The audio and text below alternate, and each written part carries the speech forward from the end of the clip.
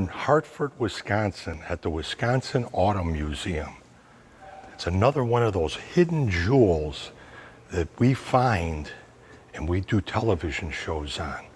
This is a very interesting auto museum telling the history of the Kissel automobile. If you look at these cars, the rounded body shapes they're known for actually was called a barrel shape back in the early 1900s. But this family and these cars, these Kissels, were very unique, very rare, engineered here in Wisconsin. I think they only made around high 20s, maybe 27, 28,000 of them in their lifespan. But this really was an interesting statement in the automobile industry, but also this family was part of real estate up here in Hartford, Wisconsin. They settled here in the late 1800s. Real estate was a big thing. They bought property and built homes. They built farm equipment. They built engines. And they built the world's famous Kissel automobile. And here at the Wisconsin Auto Museum in Hartford, Wisconsin, they have the largest collection of Kissel automobiles. Join me for another jewel in the automotive industry. The Kissel Motor Car Company got started in 1906, and it was primarily brothers George and Will. There was an automaking craze. Everyone was making an automobile and experimenting with it, and they did that as well. It went well, they enjoyed it, and they decided to continue making cars after their first experiment. So a lot of the family was involved, but George and Will were the two who were primarily involved throughout the life of the Kissel Motor Car Company, which was, they made cars through 1931 models. This was very unique, folks, because in Chicago in the late 1800s, early 1900s, there was over 100 car manufacturers. Mm-hmm. In Indiana, there was 490. How many were in Wisconsin? In Wisconsin, it was close to 200. 200. And that's counting all of them that, maybe were only around for a year or two, that only made, 100 cars or even fewer. Kissel's the second longest lived auto manufacturer in the state of Wisconsin. It's only second to Nash/American Motors. That's an amazing part of history, folks, because people got eaten up by other manufacturers like on a daily basis. Mm-hmm. Mm-hmm. And it wasn't just the strong survived. By seeing these cars here and doing some research I did on this company and this family, the reason they survived was they gave the people what they wanted: elegance, speed, performance, I want to say. Just all around, they kept changing the footprint of the car. They made it wider, they made it shorter, longer, mm-hmm. but they also came out with some luxury cars. They really worked hard to give the people what they wanted, and that's probably why they survived. Did they make almost 30,000 cars in that short period of time? It was, which sounds like a lot, but when you consider that spread out over 25 years, Kissel was not a high production vehicle. We have 25 Kissels here at the museum right now. There are only around 150 complete Kissels left. So this is the most you will see under one roof. I got to tell people I always tell stories on my show. I've seen the Kissel sign at so many car auctions and swap meets and stuff. The neon sign was very popular, mm-hmm. and I never knew what a Kissel was until I came here about 6-7 years ago. Mm-hmm. Folks, I'm going to let Dawn do part of this show also because she's very knowledgeable and she knows the history of some of these cars, which are wonderful stories. This is one of the museum-owned vehicles. This is a 1926 Kissel all-year coupe roadster. And the museum-owned vehicles occasionally get taken out for a variety of parades and shows locally. A few years ago, we took this car out in the Hartford 4th of July parade. And that day, it happened to be literally 100 degrees. And we have concerns about the vehicle. We don't want it to overheat. We don't want to put stress on it. So we are paying very close attention to the temperature on this car. This has a Boyce Motometer radiator cap. seen here at the end of the vehicle. Some of these vehicles had them with the Kissel name on, some had no name. You could see one that looked just like this on a Nash or another car of the era. But what this enabled you to do was to drive the car, and from the driver's seat you could see whether the car was overheating or not. So we paid very close attention to the car. We made it through the whole parade route, and the Kissel did not overheat. 1926 Kissel. This car is very detailed to what it would be like when it was brand new back in 1926. In fact, it has the triple pinstriping that was offered that year for this automobile. In fact, Kissel was one of the manufacturers that started really going into pinstriping with different colors and triple stripe and stuff like that, when other manufacturers would just do one color, a double stripe, or even a single stripe. So they started doing something different in the industry. But when you look at this car came from the factory the way you see it, with double side mounts. Now, back in 1926, the roads were very poor in America. The automobile was maybe 20 some odd years old. So the roads were still very poor. So the reason you had double side mounts on these older vehicles was because flat tires were very common. So you had extra spares, 2 on the front. Some people even carried one in the trunk. But this one has detailing when it comes to the mag wheels. I call them mag wheels, but the spoked wheels that came with this automobile. And another key thing with Kissel was the radiator shroud, the cover. You see on this one, but you'll see it on almost all the other Kissels. It has that horseshoe type of look to it. Kissel was the only one that made that.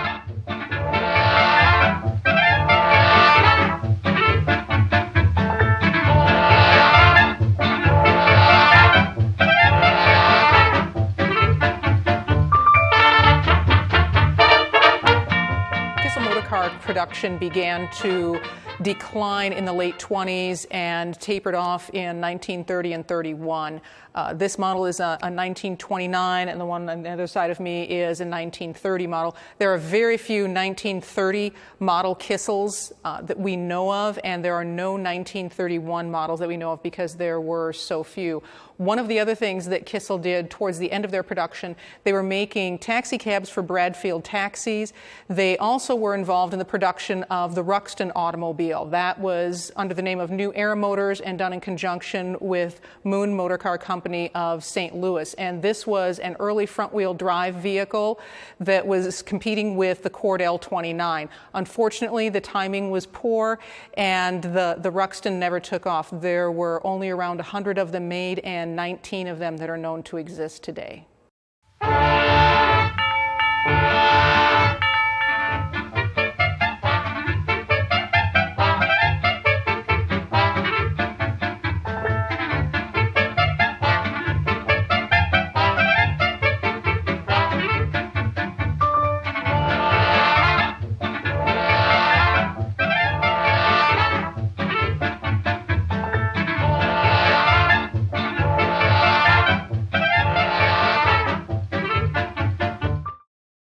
After the Kissel Motor Car Company quit making cars, they reorganized as Kissel Industries, and they were making the Water Witch outboard motor for Sears Roebuck and Company.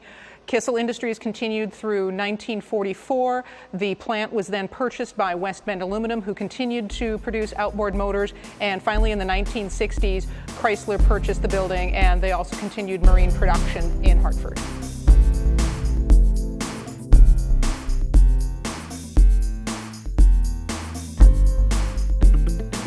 These two cars are part of the Nash Car Club of America exhibit. This car is a 1950 Nash Air Flight, and one of the exceptional things about this car is it only has 61 miles on it. Absolutely 61, and the reason for that is the initial owner was a lady who purchased the car, intended to learn how to drive, and didn't. She never learned how to drive, had the car for a long period of time. This car is on the third owner. Second owner drove it for about 20 miles. The third owner drove it for a mile, and he decided to stop.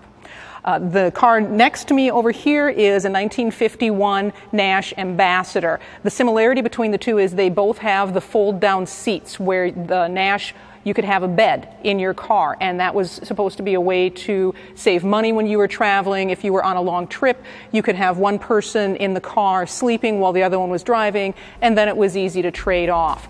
The Nash Car Company started in 1916 when Charles Nash purchased the Thomas Jeffrey Company.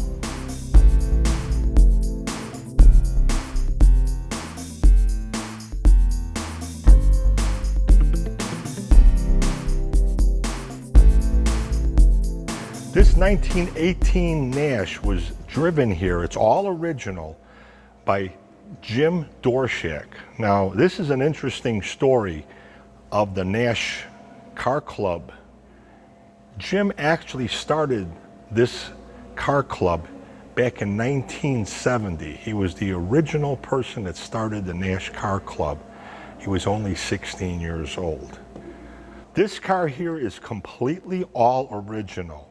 You know, some of you folks out there will buy something that's older and start the painstaking chore of restoring it, finding out that it's going to cost you a fortune to do so. Well, with a car like this, being all original and being in the shape it is, he lives on the other side of Wisconsin, so he drove it very far, hundreds of miles to get it here, and it ran perfectly. This car is worth a lot more money the way it is, so if you end up with something and you get one of these survivors that's a driver, this is more fun than some of those real beautiful restored automobiles, because something like this you can drive. The trailer queens you're afraid to drive.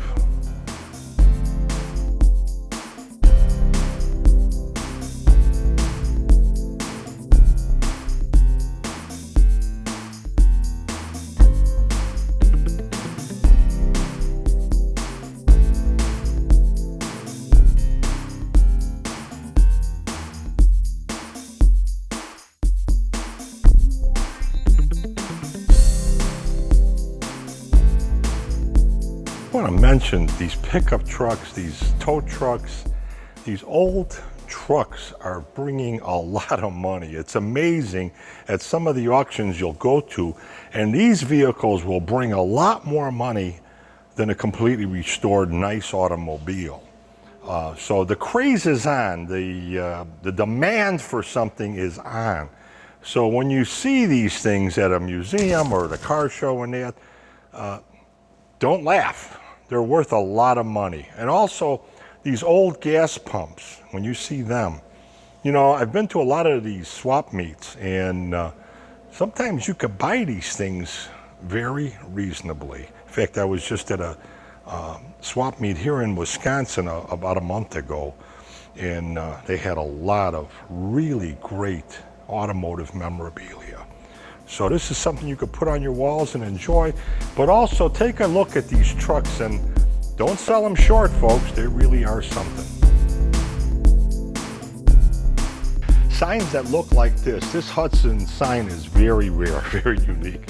Hudson's been gone since, I believe, the 50s, okay?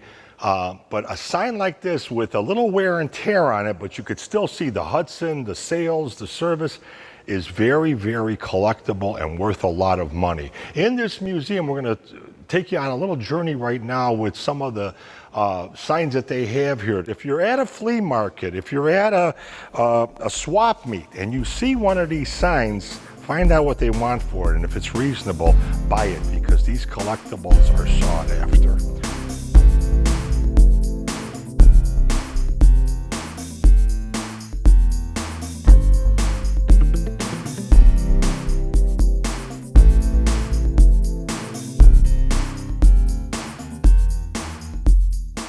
Another fine mess you've gotten me into, Ollie. Remember the old Laurel and Hardy?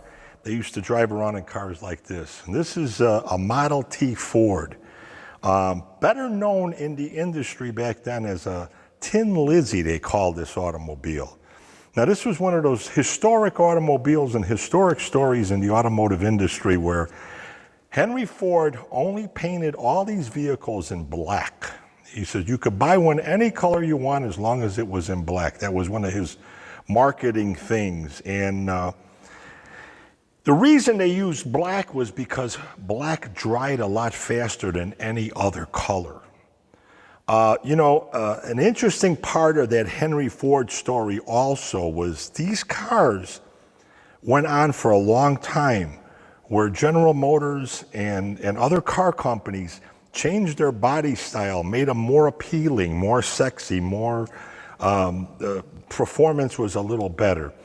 And that was right around the time of, getting where the economy was slowing down and everything. Well, Henry Ford kept making these for a number of years after. And by doing so, when the recession and depression and all of that hit, Henry Ford was sitting on, I read anywhere from $300 to $500 million back then, because he didn't change the model of cars. Because to retool a plant, it costs, even back then, anywhere from $50 to $100 million just to retool the plant. And then when you think about that, what it costs you to advertise that car, because there's a new thing, you spend a fortune on that. So Henry Ford, I want to say he was smart, but I think a lot of Henry Ford had to do with luck also. Somebody was looking out for him up there. The 1906 Cadillac is one of the oldest vehicles in the museum, and it is also very unique in that it has been owned by the same family from the Milwaukee area since it was new. Another neat story behind it is one of the museum's current board members rode in this car in utero when his mother was pregnant with him, and he was born a few days later. So evidently a ride in a 1906 Cadillac, if you're waiting for a baby to come, maybe that'll work. 1929 Oakland. I'm here with Dave from the Wisconsin Auto Museum, and Dave's got a wonderful story about this 29 Oakland.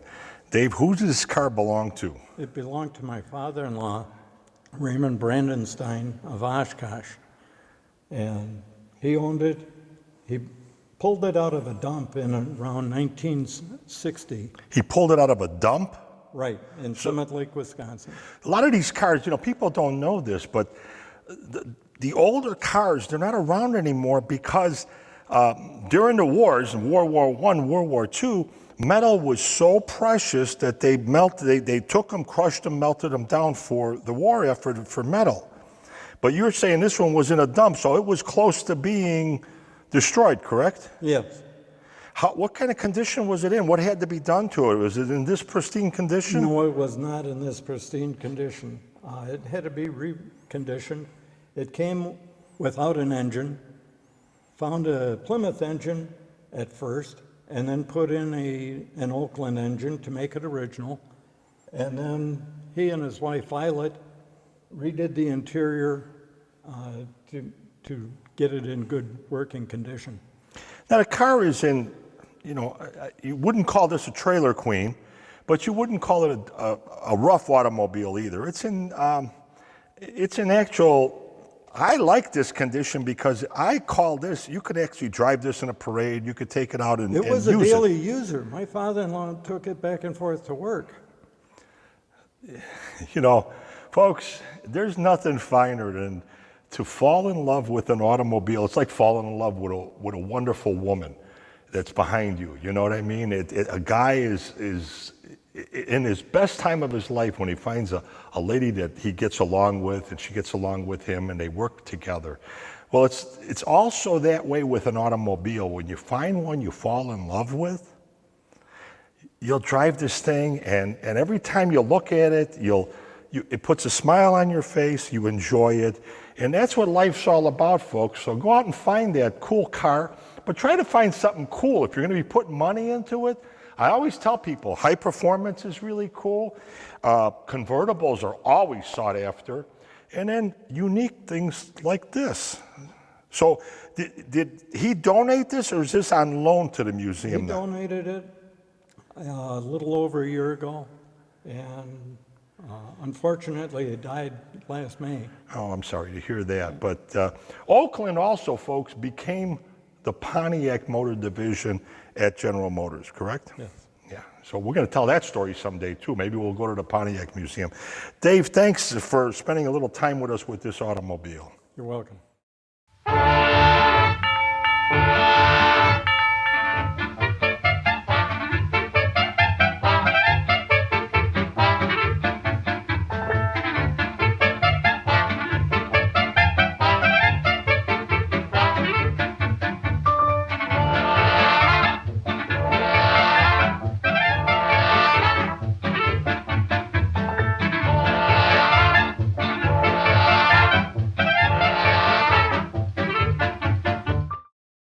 You know, growing up in this automotive industry, going to car shows and all of that, the great Chicago Auto Show and all these other places, a lot of manufacturers actually cut open engines like this and showed you how the engine worked, what it took to get the oil up to the top of the cylinder head and how it flowed down, and even with the exhaust and the distributor and everything like that. This was on display at all times at auto shows. You don't see any of this anymore. And it's sad because engines like this should be shown today that are in the vehicles today, because this is a very simple technology and it lasted over 100 years. The stuff they're making now with fuel injection and computers and everything else, just the combustion system today, you know, where these engines would use 1 part of gas, maybe 15 parts of air. Today, the factory vehicles are using anywhere from 1 part of gas to 50 parts, 60 parts of air. The more air you can compress, the faster your vehicle runs, the more efficiently it runs. You don't have any of this carbon buildup and all of that, and the gas is better. So I would love to see an engine like this cut apart today. But back then, they had the right idea. They did all kinds of things in marketing to get you to buy their car. And engines like this that were cut open and you can see how they work was very impressive. It still is today.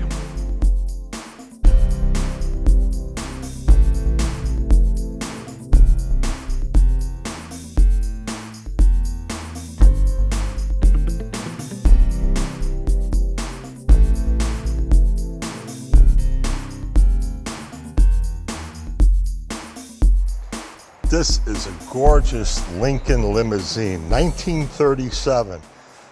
You know, Edsel Ford was real big on making a class luxury car with the Ford Motor Company. It was his idea to do all of this stuff. But I have a story for you about the Lincoln automobile. The gentleman, I can't remember the name of the designer, but he was the one that designed Cadillac. And he went bankrupt, and General Motors took over the Cadillac line. And that same gentleman started the Lincoln Car Company. And he actually was very good friends with Henry Ford. His wife was, their wives were friends also, very good friends. And it was the only time that Mrs. Ford got involved in the business. But when he went under again with this Lincoln automobile, Mrs. Ford was the one that actually told Henry and Edsel Ford, you will buy the Lincoln Car Company. And they did, and then they began building cars like this. Now, like I was saying earlier, Henry Ford wasn't big on this. He was big on making transportation vehicles. Edsel Ford was the one that wanted to make a classy, elegant automobile. And the Lincoln was perfect for the Ford Motor Company. This is a 1947 Cadillac 7-passenger sedan. And it's similar to the 66 Cadillac on the second floor of the museum in that it's considered a sedan rather than an actual limousine because it does not have a divider window between the driver and the passengers.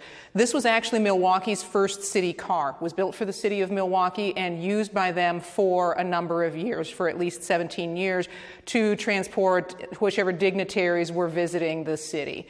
And this car, when it was driven to the museum, I was the one who was able to to follow along behind, and this car looks absolutely fantastic going down the road.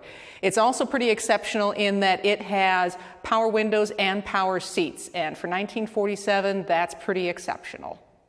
This is a very interesting display of, I call it the buggy era, but in the back we have actually like a sleigh for wintertime. It's called the Portland Cutter.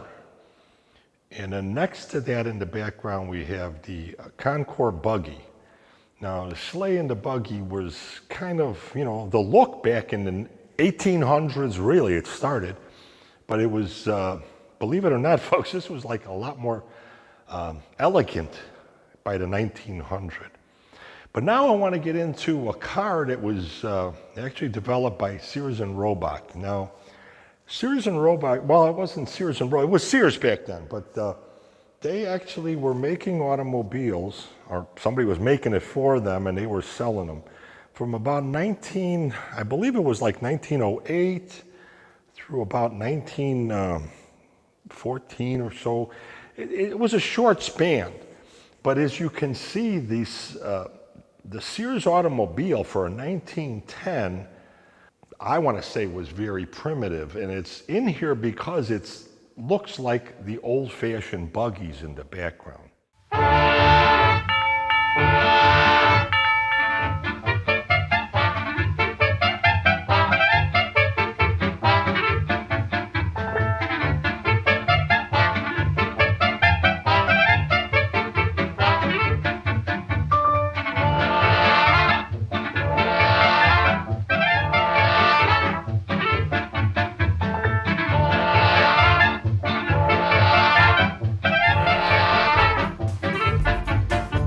Museum was really done well, and I mean well to the point where the stories that are told about the museum, I personally love them, because it's not just that old-fashioned six-cylinder engine and two-speed transmission and blah blah blah, the wheelbase and all of that. It tells you a little story about the automobile, about the history, about the maybe the engineer, the manufacturer, what was rare on the automobile.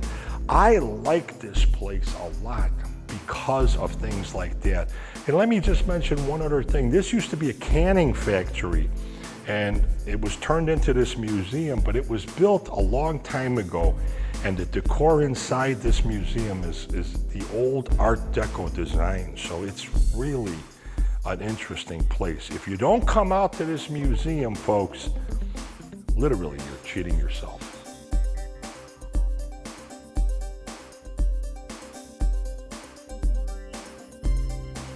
If you'd like to see more shows like this, we're available to come and shoot other museums or unique things in the automotive industry. If you have a product or service, sponsor one of these shows or become a sponsor, a regular sponsor on our show.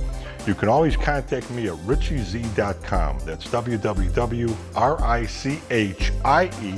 Z like in zebra, IE.com, richiezie.com. Or you can call me direct at 312-841-2560. Help keep this gorgeous type of programming together. We don't have any drama. We just tell the history of the automobile industry.